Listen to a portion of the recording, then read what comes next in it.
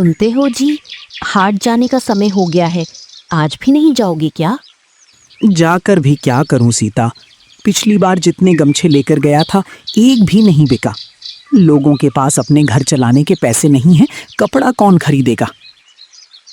नफा नुकसान की बातें मैं नहीं जानती, इतना जानती हूँ कि घर में चावल का एक दाना भी नहीं बचा। हमारी गुड़िया कल रात से भूखी है, आज सुबह भी सिर्फ पानी पीकर स्कूल चली गई। उसकी मासूम आंखें देखकर मेरा कलेजा फट जाता है। क्या तुम्हें लगता है मुझे दर्द नहीं होता? मैं भी हर पल अंदर ही अंदर जल रहा हूँ, लेकिन इस गांव में लाला ठाकुर के अलावा कोई हमारा बुना हुआ कपड़ा खरीदता ही नहीं, और वो जो कीमत देता है उससे तो धागे का खर्च भी पूरा नहीं होता। फिर भी एक बार कोशिश करके देखो। उससे कहो कि घर में एक छोटी बच्ची भूखी है, शायद उसका दिल पिघल जाए। दिल? उस आदमी के पास दिल नहीं, सिर्फ लालच है। वो इंसान के भेष में भेड़िया है। लेकिन अगर मेरी एक और कोशिश से गुड़िया के हिस्से का खाना आ जाए तो मैं हर अपमान सहने को तैयार हूं। बाबा, आप कहाँ जा रहे हो? हाट जा रहा हूं बेटा, देखता हूं शायद आज कुछ गमछे बिक जाएं, तब तेरे लिए चावल और दाल लेकर आऊंगा। बाबा, मेरी चिंता मत करो, मुझे बिल्कुल भूख नहीं लगी। आप बस अपना ध्यान रखना। अगर ठाकुर चाचा डांटें या बुरा बोले तो भी उदास मत होना। भगवान सब देख रहे हैं, और जो अच्छा करता है भगवान उसका साथ कभी नहीं छोड़ते। मेरी गुड़िया, तेरी बातें मेरे टूटे हुए हौसले में फिर से जान भर देती हैं। भगवान करे तेरी हर बात सच हो। अच्छा, अब चलता हूं, तुम दोनों मेरा इंतजार करना। मालिक, आज हाट में भीड़ तो अच्छी है, लेकिन खरीदारी बहुत कम हो रही है। ज्यादातर लोग उधार मांग रहे हैं। याद रखना कालू, मेरी दुकान पर उधार का नाम भी मत लेना। जिसके पास पैसा है माल उसी का, बाकी सबको चलता कर देना। राम राम ठाकुर जी। अरे फिर आ गया तू। कितनी बार समझाऊं, तेरे जैसे गरीबों के माल की अब कोई कीमत नहीं रही। बाजार में मंदी है। ठाकुर जी, मैं जानता हूँ समय अच्छा नहीं है, लेकिन घर में खाने का एक दाना भी नहीं बचा। मेरी छोटी बेटी कल रात से भूखी है। अगर पुरानी साड़ियों का दाम थोड़ा बढ़ा दें तो उसके लिए 2 वक्त का खाना ले जा सकूं। व्यापार दया से नहीं, पैसों से चलता है। अगर हर रोने वाले पर तरस खाने लगूं तो खुद सड़क पर आ जाऊंगा। जितना दाम मिलता है उतना ही मिलेगा। ठाकुर जी, भगवान के लिए मेरी मजबूरी समझिए। थोड़ा सा चावल ही दे दीजिए, उसकी कीमत मेरे अगले माल से काट लेना। मैं आपका एक एक पैसा चुका दूंगा। एक बार कह दिया ना, नहीं, मेरी दुकान कोई धर्मशाला नहीं है। कालू, इसे अभी के अभी दुकान से बाहर निकाल, और दोबारा उधार मांगने आए तो अंदर भी मत घुसने देना। हाट से लौटते हुए रामू के कदम भारी थे। तभी अचानक एक कमजोर सी आवाज उसके कानों में पड़ी। बेटा, ओ बेटा, जरा ठहरो।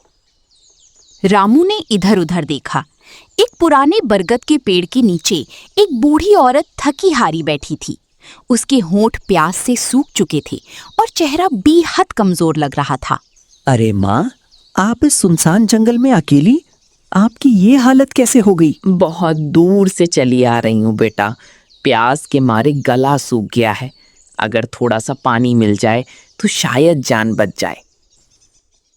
रामू ने बिना एक पल सोचे अपनी छोटी सी पानी की बोतल बूढ़ी माँ को दी। बुढ़िया माँ ने पानी पिया। उन्होंने अपने पास रखा एक पुरानी पत्थर की चक्की उठाकर रामू की ओर बढ़ाया। चक्की? लेकिन माँ, मेरे घर में तो पहले एक चक्की है, इसकी मुझे क्या जरूरत?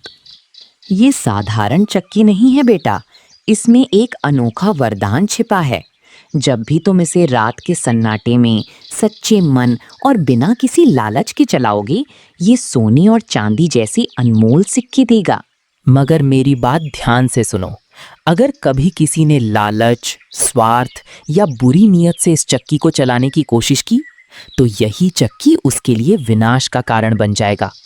इसलिए इसे हमेशा ईमानदारी और नेक इरादे से ही इस्तेमाल करना। और वहां से गायब हो गई। अरे माँ, आप कहाँ चली गईं? क्या सचमुच ये कोई चमत्कार था?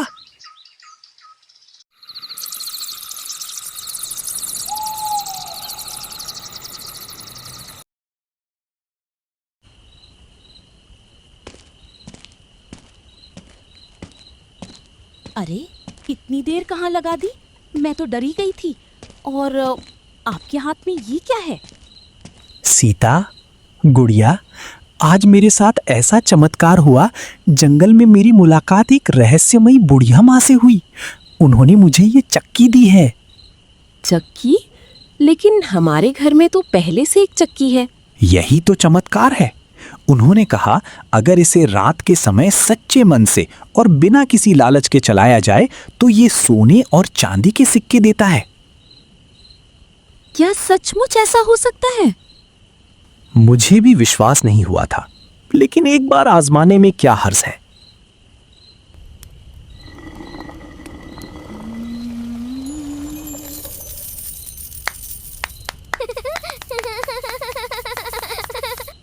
हे भगवान, मुझे अपनी आंखों पर यकीन नहीं हो रहा। इतने सालों की तकलीफ के बाद आज लगता है जैसे हमारी किस्मत मुस्कुरा उठी है। लेकिन धीरे बोलो, अगर किसी ने देख लिया तो मुसीबत खड़ी हो जाएगी। सीता, ये बात लाला ठाकुर से छुपा कर रखनी होगी।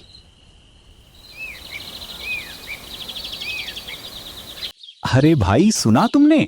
रामू के तो जैसे भाग्य ही बदल गए। वो बहुत अमीर हो गया है। क्या कहा? रामू अमीर हो गया? हाँ कालू भाई, जाके देख लो।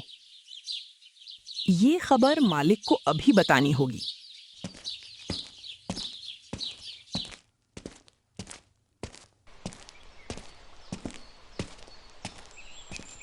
मालिक, मालिक, बड़ी खबर है।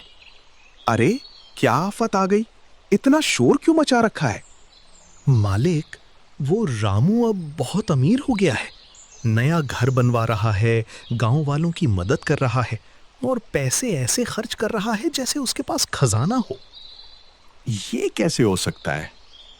लोग कह रहे हैं कि उसके पास कोई जादुई चक्की है। रात होते ही उसके घर से सोने जैसी चमक निकलती है। शायद वही चक्की उसे अमीर बना रही है। जादुई चक्की? अगर सच में ऐसी चक्की है तो उसका मालिक रामू नहीं, मैं होना चाहिए। इस गांव की हर कीमती चीज पर सिर्फ मेरा हक है। आधी रात का समय था। चारों ओर गहरा सन्नाटा पसरा हुआ था। तभी अचानक घर के दरवाजे पर किसी ने जोर जोर से दस्तक देनी शुरू कर दी। बाबा, कोई दरवाजा बहुत जोर से खटखटा रहा है। इतनी रात को कौन हो सकता है? तभी लाला ठाकुर ने दरवाजा तोड़ दिया और अंदर घुस आया। रामू, मुझे पता चल चुका है कि तेरे पास जादुई चक्की है। चुपचाप मुझे दे दे। नहीं, हम जादुई चक्की को आपको नहीं दे सकते। ये हमारे परिवार की ईमानदारी का फल है। आपने हमें कभी सहारा नहीं दिया, अब इसे छीनने का कोई हक भी नहीं है। वो तेजी से आगे बढ़ा, रामू और सीता को धक्का दिया और जादुई चक्की को अपने हाथों में उठा लिया। लाला ठाकुर और कालू जादुई चक्की लेकर अंधेरी रात में हवेली की ओर निकल गए। सीता वहीं जमीन पर बैठ गई। उसकी आंखों से आंसू रुकने का नाम नहीं ले रहे थे। उधर हवेली के सबसे बड़े कमरे में लाला ठाकुर ने दरवाजा अंदर से बंद कर लिया। कमरे के बीचों बीच जादुई चक्की रख दिया। उसकी आंखों में सिर्फ लालच की चमक थी। आज तो सोने की बारिश होगी। रामू से 1000 गुना ज्यादा सोना निकालूंगा।